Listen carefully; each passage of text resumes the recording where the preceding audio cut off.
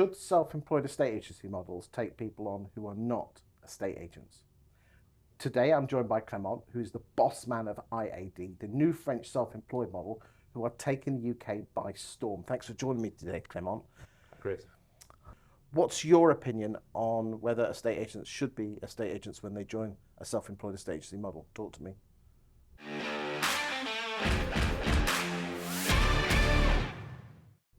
I think that the view a network can have on this probably depends a lot on the quality of support and training you're giving to the agents. Since the inception of IAD, the fact to attract both experienced professionals on one hand and also people willing to change their life has been one of the key elements of our DNA, but it's only made possible by a very strong both in real life and online training. And it's true to say that in all the countries we're in, it takes on average 9 to 10 months for a career changer to score the first transaction. And during these 9 to 10 months, we spend a lot of time, energy to make them become effective agents. And I hear this thing a lot, like, okay, a former salesman in the software industry cannot become a proper estate agent. But I'd only rely on facts and data. In France, for example, where we're the market leader in terms of transactions, 6% market share nationwide. We have more than 180,000 reviews on what's called ImAdvisor, like the TripAdvisor of real estate agents in France. And our average review is 4.9 something on 5. Probably among the best. So I think that's the good demonstrations that by devoting enough energy to train people, you can help them thrive and become great estate agents. So at this moment in time, you have 6% market share, which to give you to give the ladies and gentlemen some balance, the second biggest estate agent in the UK is less than 2%, and the Connells Group combined over their whole network is about 8.5%, 9%. So 6% sounds very impressive. How long have you been going? 15 years only. And roughly how many agents do you have in France? 15,000. And of those, roughly how many weren't estate agents before they started with you? You won't believe it. What would you say? Well, you're probably going to say something like 30% or 40%. 82. So 82% so within 15 years, 82% of your estate agents in France were not estate agents. In France, yes, because it's the most mature market we're in. But in younger geos, like in Portugal, we have a 2% market share. We have 1,000 agents. It's probably 60-40. So how long have you been in Portugal then? 7 years. So where do you see IAD in the UK by 2028, which is 5 years' time? We already achieved 4 times, or even 5 times, to be able to reach the 400 agents mark within 3 to 4 years. So I think there's no reason why we shouldn't be able to reach this mark at this point of time in the UK, especially given the huge drive that the team has infused in the launch of the business since this summer.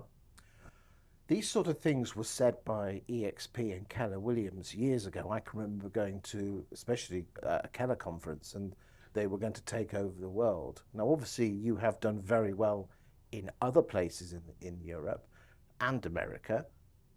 Do you genuinely believe? Do you think you're going to break UK, or do you think some estate agents in the UK say, well, you'll never break UK, and that's just egotistical because you know what the British are like? We're not here to break or to teach anything. I think I would rather say we're here to learn, and which is why we team up with local entrepreneurs. But from what we see from the recent but quite impressive developments of some self-employed networks, and with the help of what we like to call a self-employed augmented IAD model, yes, I think we can. So how does IAD plan to attract and retain top talent in the UK? Because if you don't mind me saying, it's very easy to buy David Lee out in North London and convert those, it's then bringing more people on. Yes. So every time we launch a country, because we're still in the launch phase, we try to have this hybrid approach between three keys to the first steps of development. The first one is local entrepreneurs. You mentioned it. I don't know if it's easy or not, but it's great for us to have them. Second thing is international sponsoring. Tonight, we'll have a presentation in London for potential candidates. We have more than 30 managers from IED from other countries, Spain, Germany, Italy, Portugal, of course, France, that will be there and will use their own network to help us get the first batches of agents. And the third thing is our ability to attract local candidates one by one via digital, via leads, via technology. And by combining these three aspects, that's a bit of the ID magic, the secret sauce to attract agents. But that wouldn't work without some key differentiation items that we have in our value prop for agents. And so it helps us attract them, and it also helps us retain them, because when you train people a lot and you invest on them a lot, it's of course very important to keep them over time. The first one is attractive split, commission split. So from the sale part, from 69% to 88%, depending on the estate agent's performance. And that's usually the first part of the life of the agent within IED. And he is accelerated in its ability, or his or her ability to succeed with strong training. I mean, we have people in the UK to pick up the phone when they have a problem. So training, support, tools. And after that, we have this system where they can sponsor, they can mentor their agents, help them thrive, and then build a team, become an entrepreneur manager, generate passive revenues for them, and at the end, create some asset value, because the business they generated by their team is something they can either sell or transfer to their spouse or children. So there's an element of revenue share very similar to some of the other models. Yeah. I would say that's with my IED hat, stronger, clearer, and simpler, because around 40% of our agents manage to get some network generated revenues, which is far higher than in any other networks, because the conditions to get this are very, very easy. But that's also a key element in the IED vision, to project the estate agents into a journey. Like, if I project myself 15 years in the future, do I still want to work 80 hours a week and do a lot of visits? Maybe I want to build a team to teach them the way to work properly and assume a different position. Estate agents who join self-employed estate agency models have the fear of failure, and I would say anecdotal evidence suggests 3 out of 10 agents that join a self-employed estate agency model will not be there in 12 months' time. The IAD model is built on digitizing traditional estate agency, although I've heard that phrase quite often.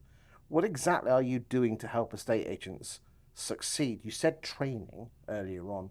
What are you actually going to do and to help them get, in essence, more listings?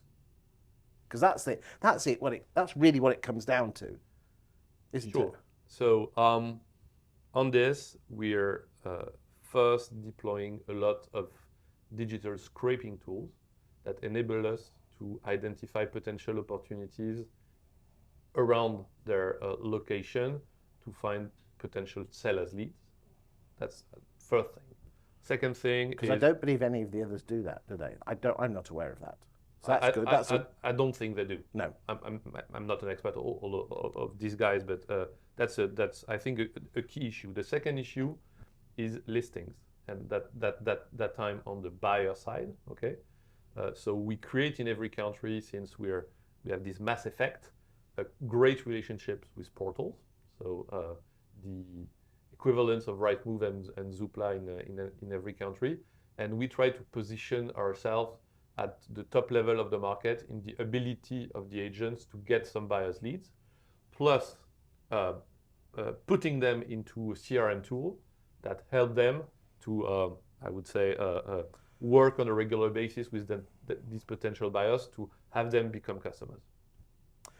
What I'd like to do in the next video is talk about the relationship of whether it should be the estate agents or the estate agent brokerage's responsibility to get more listings for the agent. Is that okay? Definitely okay. Lovely. Thank you very much.